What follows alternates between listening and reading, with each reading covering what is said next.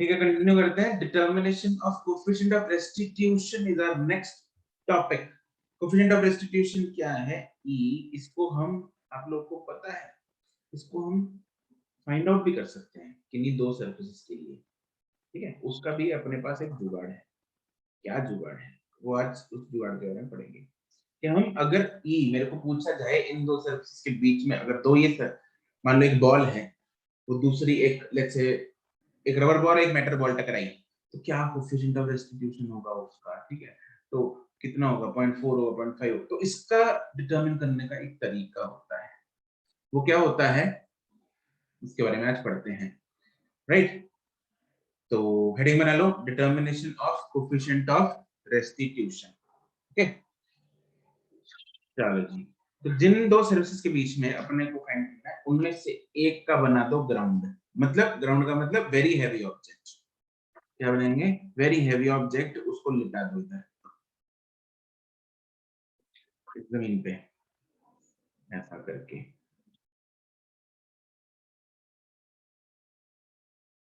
This is object one object, other दूसरा जो object है उसको ऊपर से गिरा दो।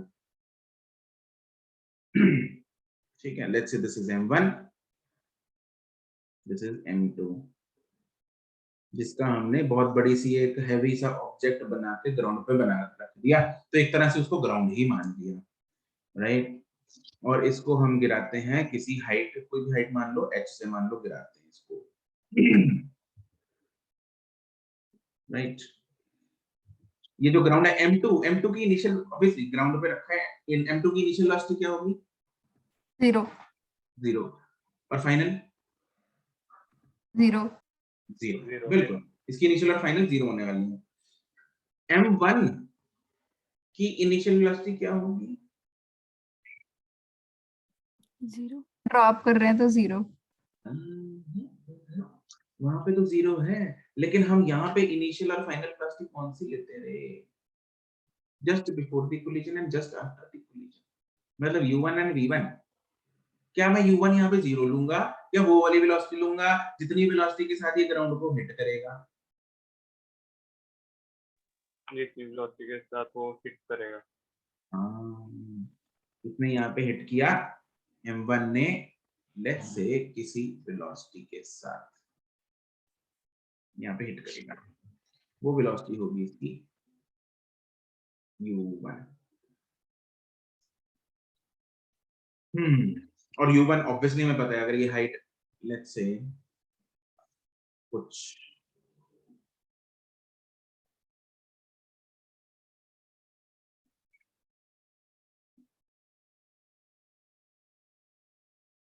h1 है,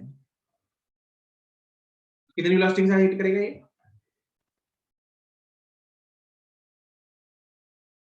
अरे कितनी Q1 u1 कितना होगा? क्या हम वो निकाल सकते हैं?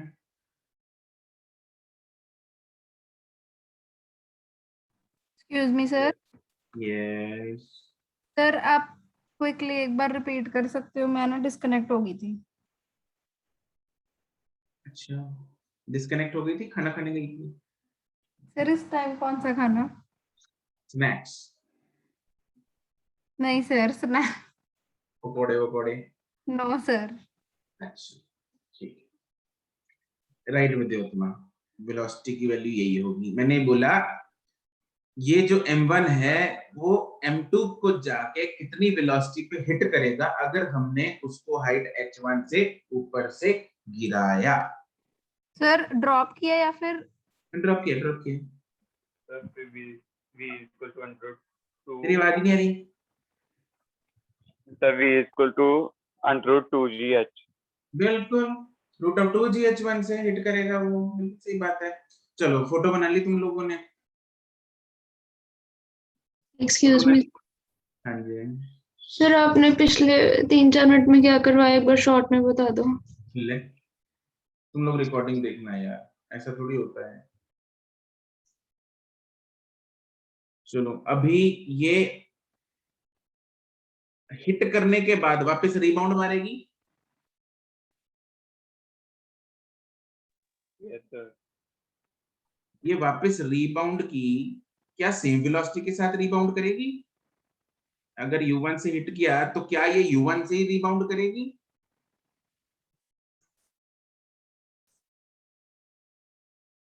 नहीं नहीं करेगी, ऑब्वियसली नहीं करेगी। इधर कोफिशिएंट ऑफ रेस्टिट्यूशन फाइंड कर रहे हैं। अगर कोफिशिएंट ऑफ रेस्टिट्यूशन फाइंड कर रहे हैं दैट मींस इधर एनर्जी लॉस है कि नहीं है? है। है। तो कोलिजन की बिफोर वेलोसिटी u1, कोलिजन के आफ्टर वेलोसिटी v1, उसके साथ ये ऊपर जाएगी। कौन कम होगी, u1 या v1? V1 कम होगी। v1 कम होगी। मान लो ये हाइट h2 तक पहुंची, क्योंकि v1 कम है तो हाइट भी कम तक पहुंचेगी, यस और नो? Yes sir. ठीक है, तो हाइट यहां तक पहुंची, वापस रिबाउंड मार के। चलो ये फोटो बना के उसके बाद लिखो, to determine the coefficient of restitution between two surfaces, one of the object is taken as very heavy object. Here m2 is very much greater than m1. यहाँ पे हमने जो लिया है,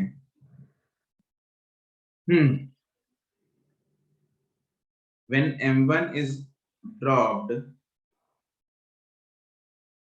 then dropped from height h1, then the velocity just before the collision is u1 is equal to कितनी, root of 2gh1 minus में, minus क्यों लिखा? डाउनवर्ड में कौन नेगेटिव ले रहा हूं, अपवर्ड क्या ले रहा हूं, पॉजिटिव ले रहा हूं।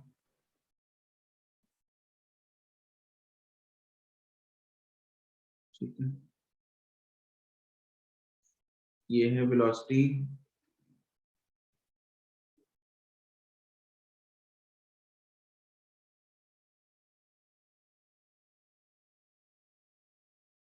just before the collision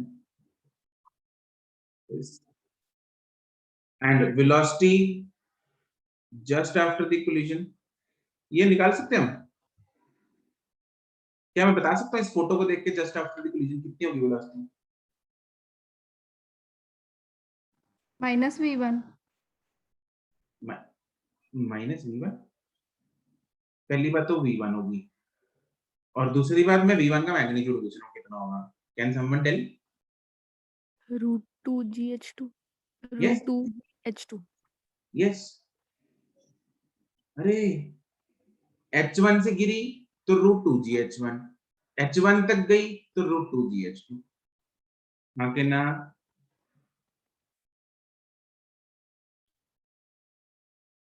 √2gh2, इसमें कोई दुख तकलीफ? No sir. No sir. ठीक है, नाउ E का फॉर्मूला क्या होता है? v2 - v1 over u1 - u2। Yes, v2 कितना है? 0 minus v1, u1 minus u2 कितना है? 0, it is minus v1 bye v2। ऊपर से उठा के वैल्यू डालो, वो सॉरी v2 नहीं, नीचे u1 है, क्या यार, नीचे u1, देयरफॉर e आ जाएगा, माइनस माइनस उड़ेगा, उधर आएगा root of 2gh1 2gh2 upon root of 2gh1। तो क्या मेरे को e मिल गया? root of h2 by h1? Yes. Yes, I get it. H1 and h2 can be measured easily. h1 h2 को measured, it will be given in the question. अरे नहीं यार, हमें एक्सपेरिमेंट की बात कर रहा हूँ. हम एक्सपेरिमेंटली इसको फाइंड कर रहे हैं ना, e को. We are determining the coefficient of restitution. बंदे लैब में मेहनत करके e की वैल्यू फाइंड करने की कोशिश कर रहे हैं. ठीक है, तब की बात कर रहा हूँ. समझ रही हो? नीट की बात नहीं कर रहा फिलहाल. ठीक है Anushka? Anushka, Yes, sir. so h1 h2 can be measured easily in the lab, so those people can find the value of e, and e मिल गया तो अपने को क्वेश्चन बना के क्वेश्चन में दे देंगे. ठीक है, ऐसे फाइंड किया जाता है. जो हम आज तक हम e की वैल्यू यूज कर रहे थे तो फाइंड कैसे की जाती है. बात समझ में आ गई? Yes. Yes, sir. Yes, sir. यहाँ पे अगर स्पेशल केस हम लिखे हैं,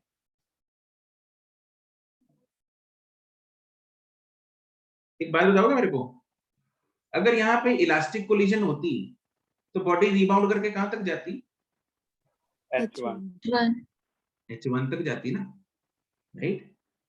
और इलास्टिक कोलिजन के लिए e की वैल्यू कितनी होती है? 1. 1. 1 होती है. तो इससे भी आना चाहिए.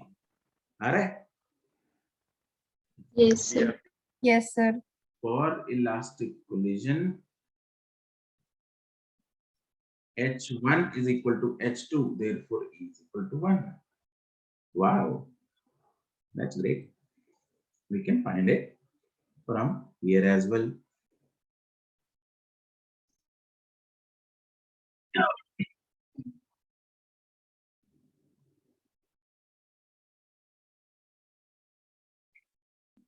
ठीक है, चलो आगे लिखते हैं.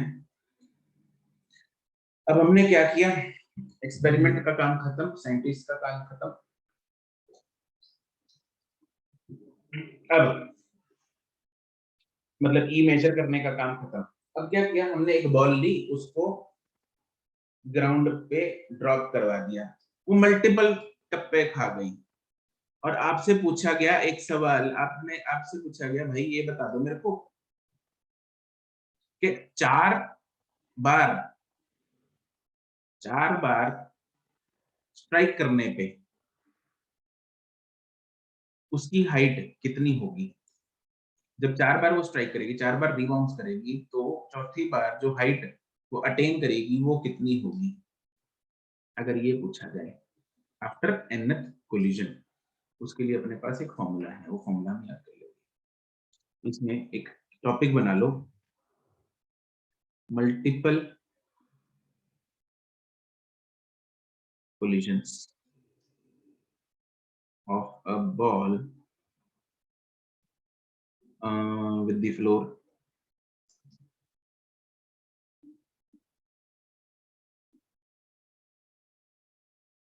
इसमें 2-3 चीजें हैं.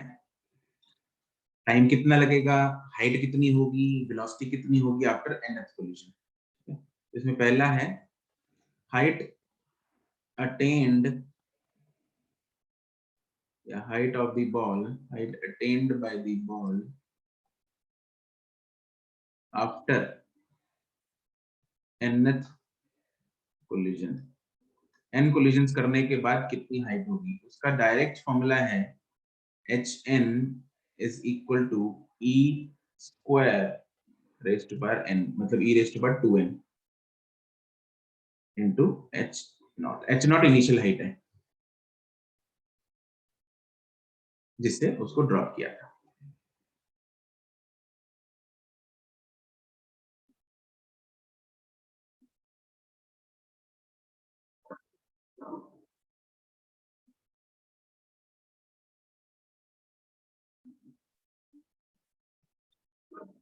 ठीक है, hn आफ्टर nth कोलिजन है.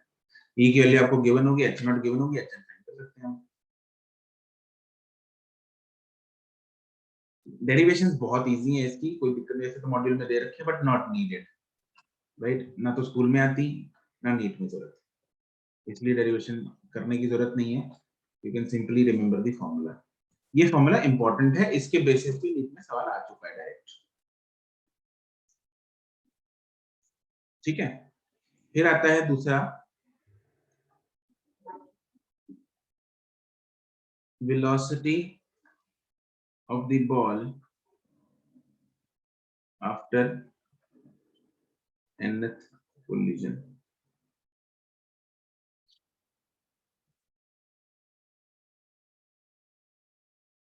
Vn is equal to e raised to power n v naught।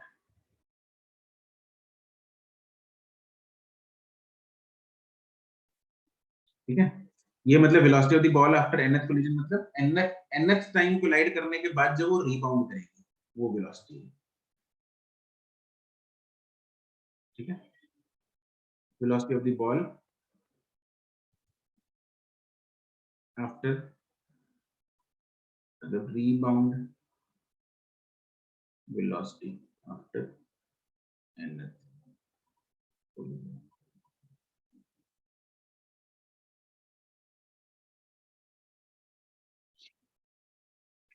ये दोनों फॉर्मूले बहुत इंपॉर्टेंट है, डायरेक्ट फॉर्मूला बेस्ड सवाल। इसके अलावा दो फॉर्मूले और हैं, उन पे अभी तक सवाल नहीं आया, बट वो है कि डिस्टेंस कितना ट्रेवल होगा, total distance travelled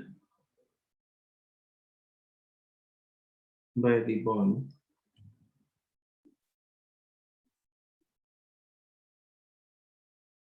before it stops। बहुत सारे टप्पे खाने के बाद, 50-100 टप्पे खाने के बाद वो जब रुकेगी, that total distance is given by 1 plus e square by 1 minus e square into h naught। This is optional, if you want to remember you can, if you don't you can skip it।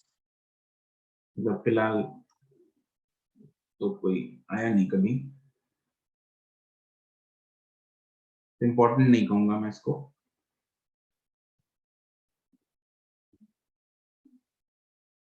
And अगला है total time taken by the ball before it stops।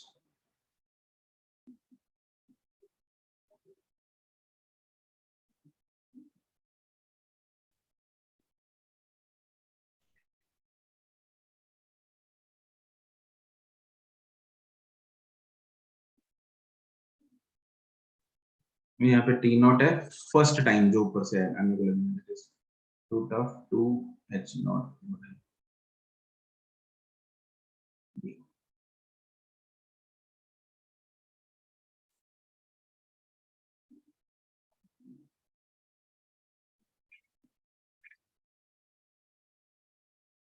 चार फॉर्मूले।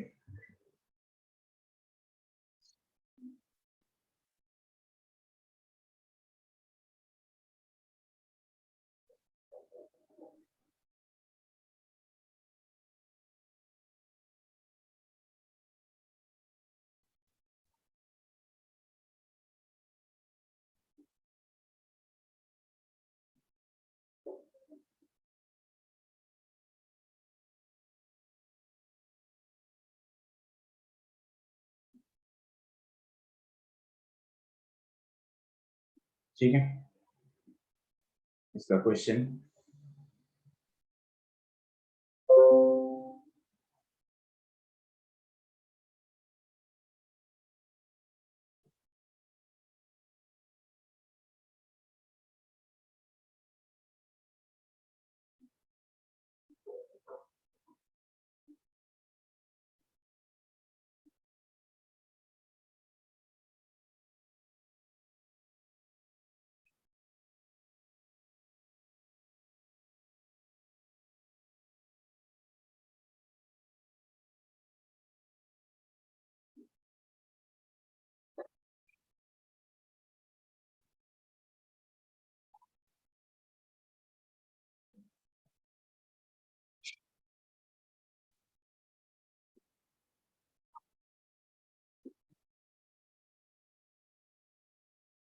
Vidyottama and सक्षम ठीक है।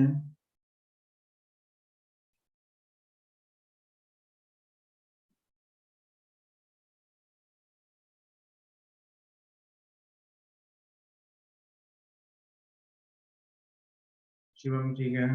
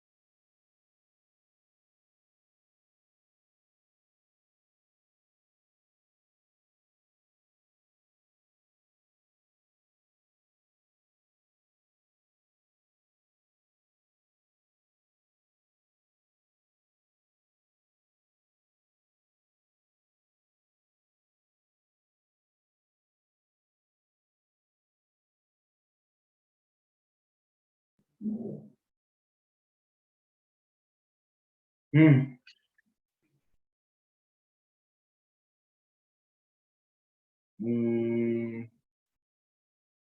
आदित्य, अक्षिता, दिव्नूर, अश्मित, हर्षिता, संजम, काव्या, प्रभनूर ठीक है। अनुष्ठा ने झोल किया है। झोल झोल झोल, क्या किया रे झोल। अनुष्ठा जी यस सर। काहे किया झोल तुमने? सर पता नहीं फॉर्मूला क्या लगाया? सर, सेकंड वाला Vn is equal to e raised to power n V V naught। Naught. ठीक है, उसने V naught ना Vn दे रखा है 256 V naught by 625 e raised to power n, ऐसे कुछ दे रखा है और n की वैल्यू भी 4 दे रखी है।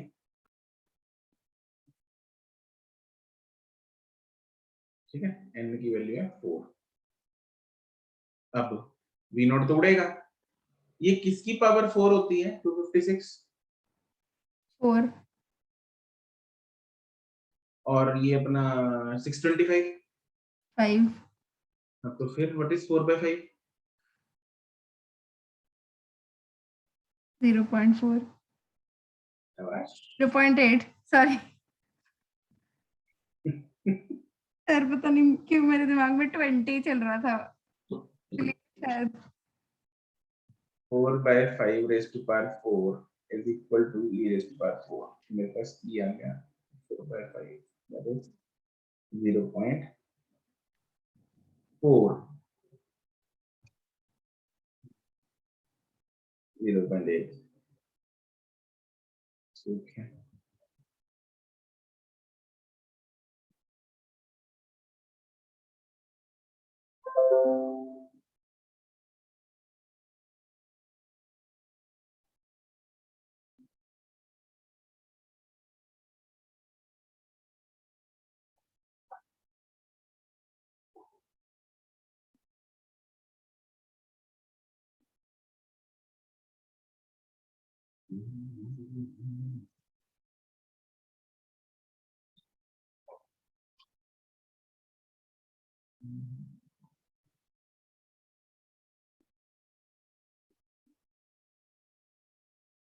exercise 2 we'll be discussing in अपना डाउट क्लास।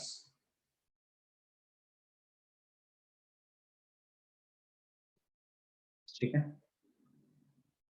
सैटरडे ये चैप्टर आज खत्म हो जाएगा। सैटरडे तुम लोगों की डाउट क्लास कितने बजे है?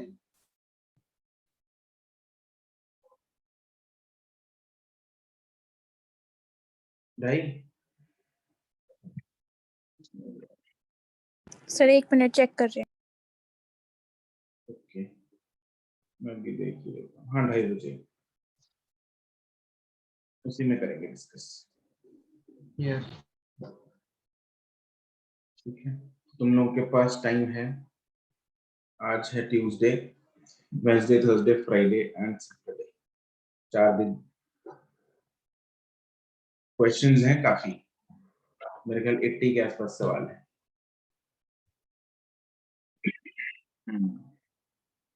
तो अपना काम बांट लेना, रोज 20-20, 25-25 सवाल कर लो।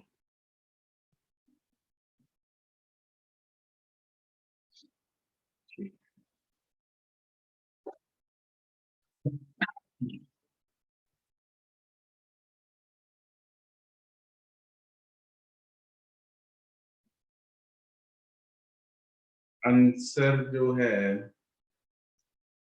किसने किसने भेज दिया? सक्षम, शिवम, करेक्ट। और भेजा किसी ने?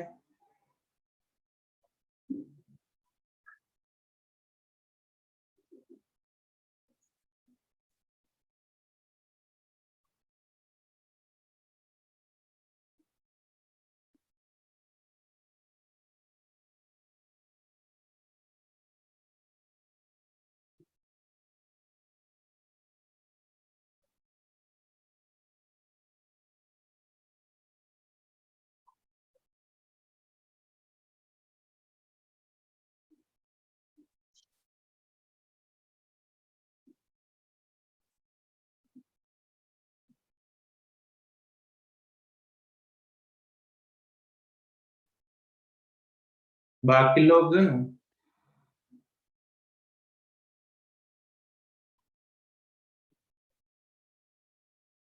फॉर्मूला क्या लगेगा? hn is equal to e raised to power 2n h naught.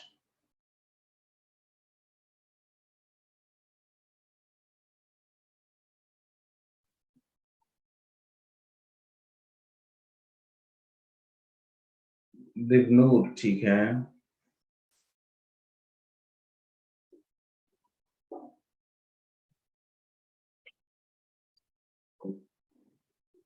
घड़ी,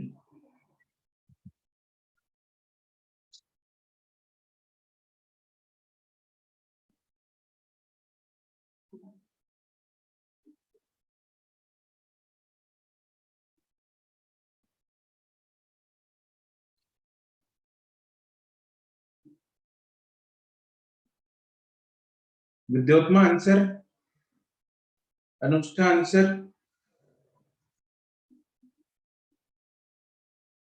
अनिरुद्ध,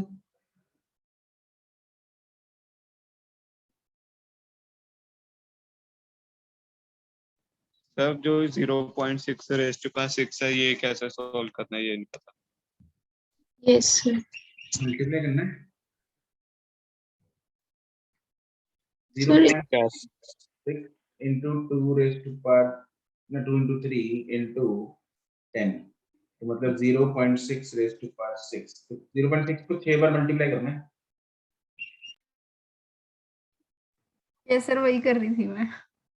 सर मैं भी। हाँ, ये 0.6 into 0.6 क्या होगा?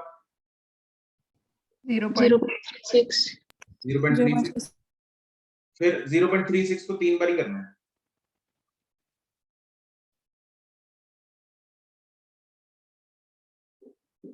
तीन बार आ जाएगा ना 0.36।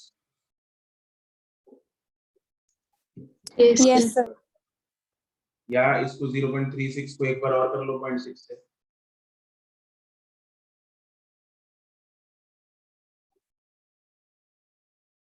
फिर इसको कर लो 0.216 को फिर मल्टीप्लाई कर लो।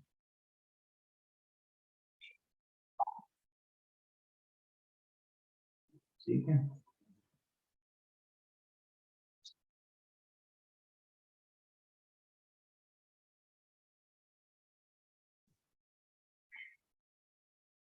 चलो तो ये करके अपने पास जो आंसर आता है HM वो आएगा 0.47 डी ऑप्शन। ये क्लियर? Yes sir. ठीक है, इसके साथ ये टॉपिक भी अपना खत्म होता है। आपका होमवर्क है एक्सरसाइज 1 का पार्ट जो लास्ट वाले थे, आई और जे थे ना? Yes sir. सर हाँ, आई और जे हम कल करेंगे डिस्कस। एक्सरसाइज 2 कब करेंगे? Doubt class Saturday. Saturday. Friday को डाउट क्लास में। ठीक है, ठीक है जी, चलो ये टॉपिक की तो हुई समाप्ति।